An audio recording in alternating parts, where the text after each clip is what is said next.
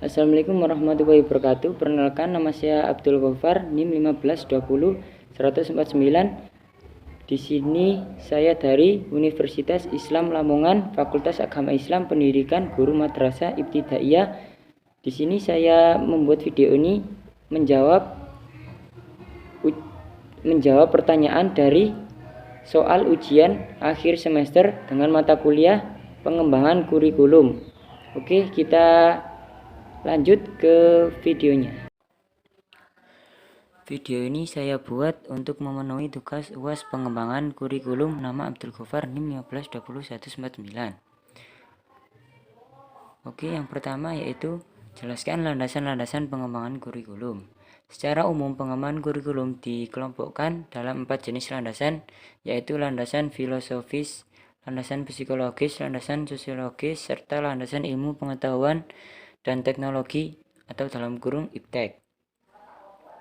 Oke, yang pertama kita bahas yaitu landasan filosofis. Landasan filosofis mengandung arti bahwa pendidikan senantiasa berhubungan dengan manusia baik sebagai subjek, sebagai objek maupun sebagai pengelola. Yang kedua yaitu landasan psikologis. Landasan ini didasarkan pada prinsip bahwa perkembangan seseorang dipengaruhi oleh lingkungan dan kematangan lingkungan yang dimaksud dapat berasal dari proses pendidikan. Yang ketiga yaitu landasan sosiologis. Landasan ini didasari bahwa pendidikan adalah proses budaya untuk meningkatkan harkat dan martabat manusia. Yang keempat yaitu landasan ilmu pengetahuan dan teknologi.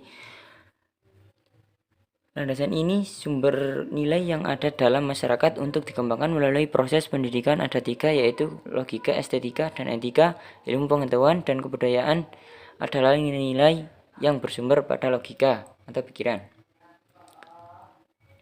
Yang kedua, pertanyaan kedua yaitu jelaskan model perkembangan kurikulum. Pengembangan kurikulum. Model yang digunakan untuk mengembangkan suatu kurikulum, di mana pengembangan kurikulum dibutuhkan untuk memperbaiki atau menyempurnakan yang dikembangkan sendiri, apron dari baik dari pemerintah pusat, Femen, pemerintah, BUS, daerah atau sekolah. Pertanyaan yang ketiga yaitu jelaskan pengertian pendekatan kurikulum dan apa saja macam-macamnya. Pendekatan pengembangan kurikulum, titik tolak atau sudut pandang secara umum tentang proses pengembangan kurikulum, yang artinya dalam pengembang kurikulum pondasi pokok yang harus dilakukan dengan memilih pendekatan yang ditempuh baik secara sistem dari komando atau inisiatif dari lapangan, kebutuhan lapangan. Macam-macam pendekatan ada 7, yaitu pendekatan bidang studi, yang kedua integratif, yang ketiga sentralisasi, yang keempat desentralisasi, yang kelima rekonstruksi sosial, yang keenam teknologis, yang ketujuh humanistik. Pertanyaan keempat yaitu jelaskan jenis-jenis organisasi kurikulum. Terbagi menjadi 3. Yang pertama yaitu mata pelajaran terpisah, dalam kurung bahasa Inggrisnya separated subject curriculum. Disebut demikian karena skala bahan pelajaran disajikan dalam subjek atau mata pelajaran yang terpisah-pisah, yang satu lepas dari yang lain.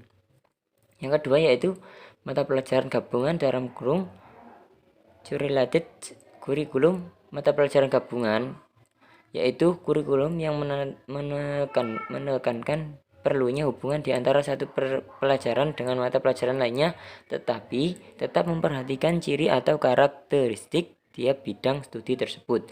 Yang ketiga yaitu kurikulum terpadu, yang dalam kurung integrated kurikulum, yaitu kurikulum yang menyajikan bahan pengembangan secara unit dan keseluruhan tanpa mengatakan batas-batas antara satu mata pelajaran dengan yang lainnya.